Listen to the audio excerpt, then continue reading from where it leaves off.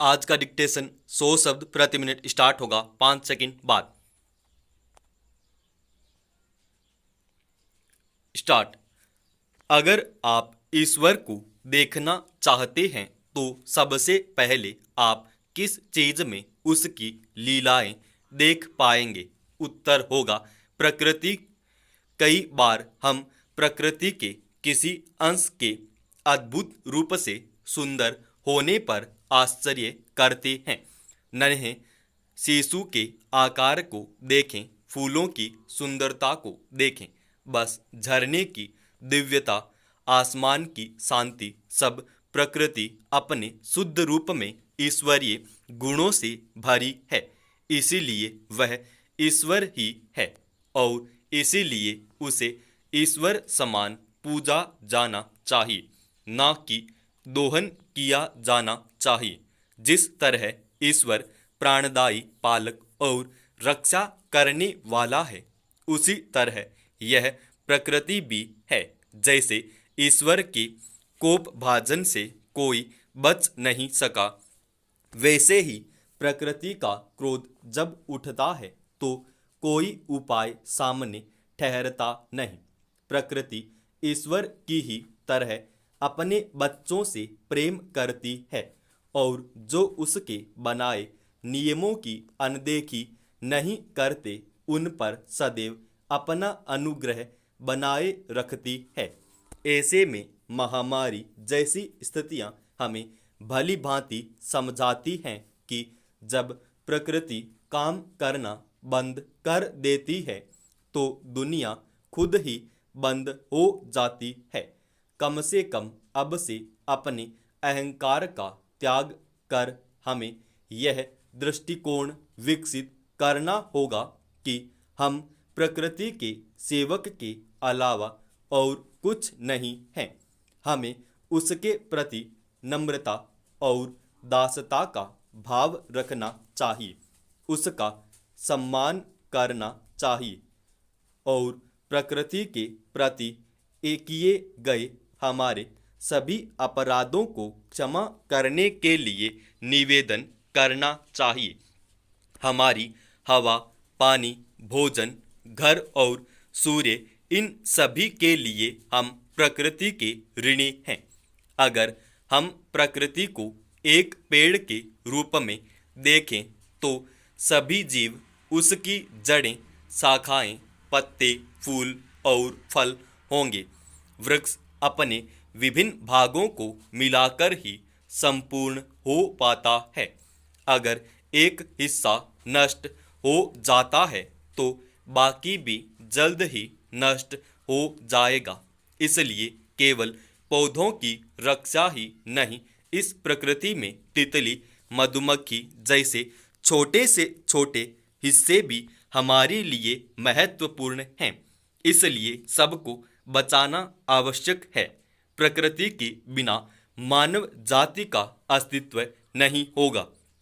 हमारी स्मृतियों में वह समय भी बसा हुआ है जब हमने इस सच्चाई को पहचाना और प्रकृति के साथ तालमेल बिठाते हुए उससे प्यार किया और उसकी सेवा की।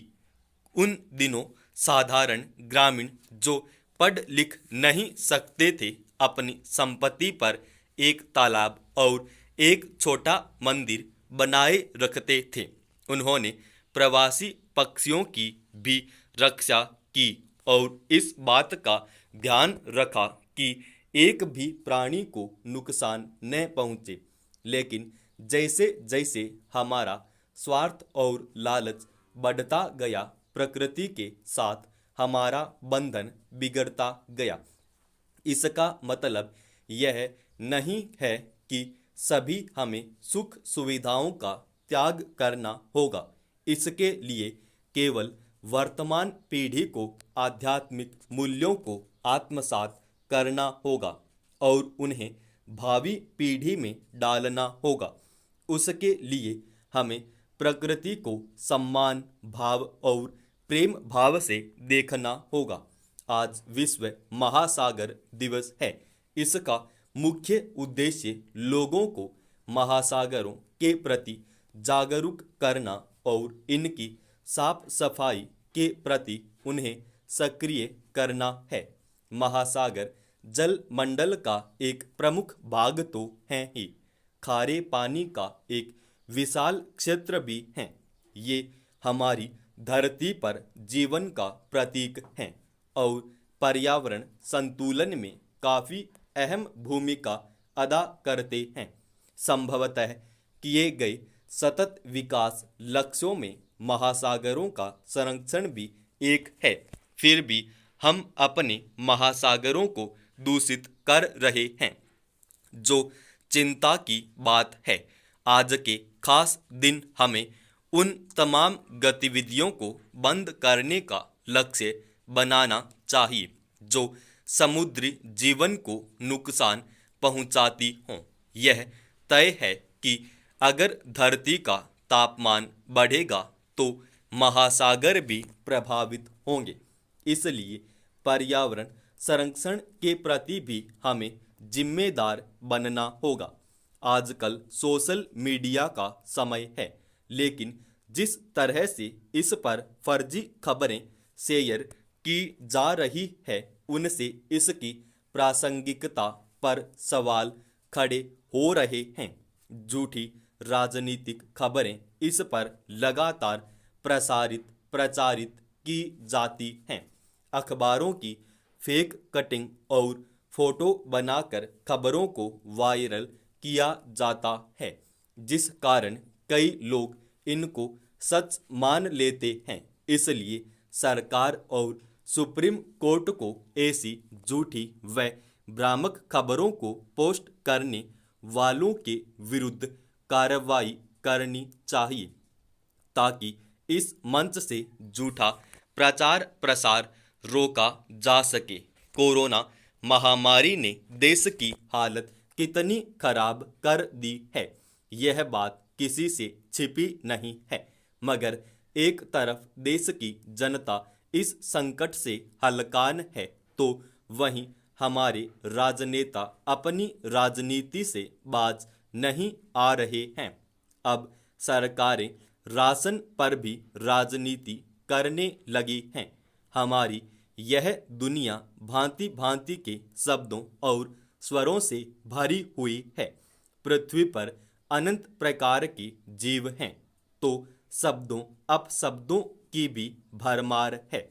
हर समय सार्थक बोलना संभव नहीं हो पाता। दिन भर में हमारे अनेक कार्यों और बोले गए शब्दों का कोई प्रयोजन नहीं होता। इसीलिए हृदय की बात सबसे मूल्यवान होती है।